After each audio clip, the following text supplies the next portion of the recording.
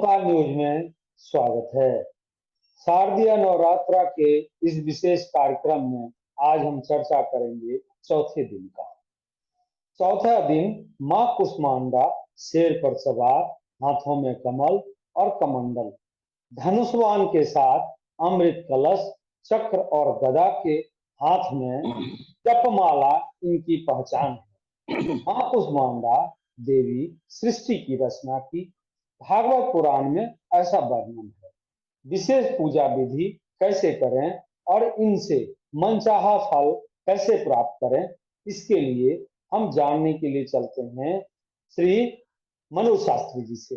मनोज शास्त्री से बिना समय गंवाए यह जानना चाहते हैं कि आज भक्तों को किस प्रकार का मंत्र आप देंगे जिससे वो शीघ्र ही मनचाहा फल प्राप्त कर सकते हैं। मनोज शास्त्री। ओमकार न्यूज के सभी दर्शकों को जय माता दी। माँ भगवती के प्यारे भक्तों, आज नवरात्रि का चतुर्थ दिवस है। चतुर्थ दिवस में माँ भगवती की कुष्मांडा रूप का हम पूजन करते हैं। माँ भगवती का जो शक्ति है कुष्मांडा देवी का, उनका जो है हम पूजन करते हैं। देवी भागवत के माध्यम से हमें ये जानकारी है कि कुष्मांडा माँ जिसके मुस्कान से ही सारे संसार का, सारे ब्रह्मांड का संरचना हो गई, ऐसी माँ है, ऐसी दिव्य माँ है।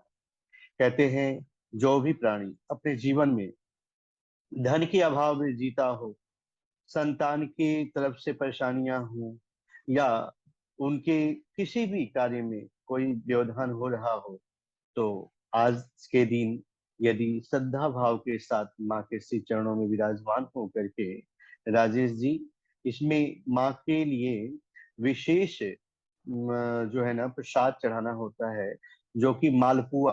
माँ कुष्मांडा जो है मालपुआ से प्रसन्न होती है। और एक बार बताऊं मैं आपको कि इनके लिए यदि कुम्हड़ा, कुष्मांडा का अर्थ होता है, संस्कृत में कुष्मांडा कहते हैं, उसका अर्थ है कुम्हाड़ा यानी पेठा। पेठे की बलि से माँ चलती कुष्मांडा है अति जी, प्रसन्न बिल्कुल। होती है। और जी मैं एक चीज जी। इसमें और और बोलना चाहूंगा शास्त्री जी कि आप देखेंगे कि जैसे जी जी पूरब बंगाल, बिहार, उड़ीसा, इस जगह क्या है प्रथा कि बलि प्रथा है। तो जो जी जी जी। लोग बलि प्रदान नहीं देते थे वो इस पेठा को खंडित करके वही बलि दिया जाता हाँ, है। तो उस इससे माँ प्रसन्न होती है, क्योंकि कहते हैं यदि मान लीजिए कोई सावत पेठा नहीं दान कर सकता है, तो पेठे की मीठा भी यदि माँ को समर्पित करें तो माँ प्रसन्न होती है। इसमें कहते हैं कि शाम के समय एक बड़ा विशेष पूजन की जाती है, जिसकी महाराज जिस पूजन को करने से उनकी वाणी में तीव्रता आती है, उनके संतान पक्ष से भी जो कमियां हैं वो भी दूर होती है। वह विशेष पूजा मैं आपको आज बताना चाह रहा हूँ आपके इस चैनल के माध्यम से। ज्यादा समय न लेते हुए, एक विशेष पूजन शाम 8 बजे के लगभग एक सावत पान लेकर के उसमें लौंग का जोड़ा रखकर माँ कुष्मांडा का स्मरण करते हुए ओम ऐं ह्रीं क्लीं कुष्मांडाय नमः इस मंत्र का जप यदि न कर सके तो ओम ह्रीं कुष्मांडाय नमः। यह बहुत प्रभावकारी मंत्र है। इस मंत्र का जप करते हुए 21-51 बार या 108 बार जितना भी करना चाहे करके, और अपने सीधे हाथ में उस पान के पत्ते और लौंग को लेकर के मुट्ठी बांध करके एंटी क्लॉक की तरफ से जो जोत जला रहे हैं ना, उस जोत के ऊपर 5 बार या 7 बार उतार करके और वही पूजा के स्थान पे रख देंगे। रात्रि भर वो रहे। सुबह सुबह उस पान के पत्ते और लौंग को लेकर के यदि हम बहते हुए जल में विसर्जित कर दें, तो जिस मनोकामना को लेकर के माँ के श्री चरणों में हमने आराधना किया है, माँ हमारी मनोकामना को अवश्य पूर्ण करती है। यह पावन पवित्र ऐसा उत्सव है। चतुर्थ दिवस में कुष्मांडा की पूजन का नियम यही है। यदि इस नियम के साथ जो करेगा, माँ कुष्मांडा प्रसन्न होती है उनके ऊपर। और क्या जानना चाहते हैं राजेश जी? जी, बहुत अच्छा आपने जानकारी दी और कम शब्दों में आपने यह उपाय बताया।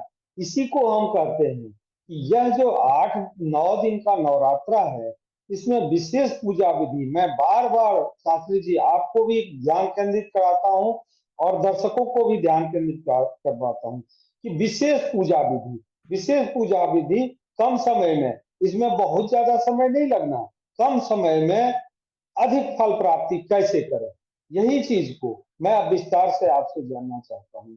जो कोई साधक, मान लीजिए कोई तुलसी के पौधे के नीचे दीप जलाता है, कोई पीपल के पेड़ के नीचे दीप जलाता है, कोई शमी पौधे के नीचे दीप जलाता है, ये सब का रूप जो बना हुआ है आज हमारे संस्कृति में, इनका थोड़ा सा जानकारी आप दें तो दर्शक के लिए अति सुंदर होगा।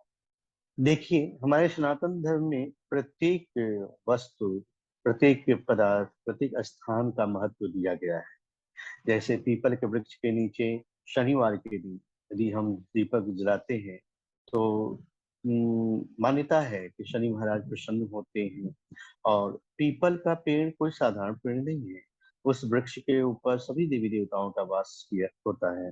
इसलिए पीपल के वृक्ष के नीचे उसके जड़ में जोत जलाने से, जल प्रदान करने से, उससे हमें पॉजिटिव एनर्जी प्राप्त होती है। क्योंकि पीपल का वृक्ष एक ऐसा वृक्ष है कि जो सभी वृक्ष तो हमें कार्बन डाइऑक्साइड देते हैं, लेकिन पीपल का वृक्ष ऑक्सीजन हमें प्रदान करता है, नीम का भी ऑक्सीजन प्रदान करता है। तो इस तरीके से कुछ मान्यताएं हैं। विस्तार से यदि हम इसको जानना चाहें, फिर एक एपिसोड इस पे ही हम बनाएंगे, जिसमें हम विस्तार से शमी के वृक्ष के नीचे क्यों जलाते ऐसे हैं, जी एक पीपल के वृक्ष के माता नीचे के क्यों रूप जलाते में मैं ये आपसे जानना चाहता हूँ, दर्शक जानना चाहते हैं कि माँ हैं। का जी जो रूप है आज का, शेर पर सवार और हाथ में जपमाला, इस जी जपमाला का थोड़ा आप जी जी विस्तार करें। जी राजेश जी, इस जपमाला का विशेष महत्व है। माँ अपने भक्तों के सभी मनोकामनाओं को की पूर्ति इस जपमाला के माध्यम से ही करती है। यदि जो भक्त माँ कुष्मांडा के श्री चरणों में मालपुए का भोग रखता है, मालपुआ माँ को बहुत पसंद है, मालपुए का भोग रख करके और उस मालपुए को विप्रों में वितरण कर देता है, तो माँ अपनी जपमाला के माध्यम से उस जी भक्त के जीवन की सभी समस्याओं का समाधान कर देती है। जी। तो जी आज का एपिसोड में हम यही समाप्त करते हैं। ओंकार न्यूज में विशेष पूजा पर आज इतना ही। नमस्कार, आपका बहुत बहुत धन्यवाद। नमस्ते।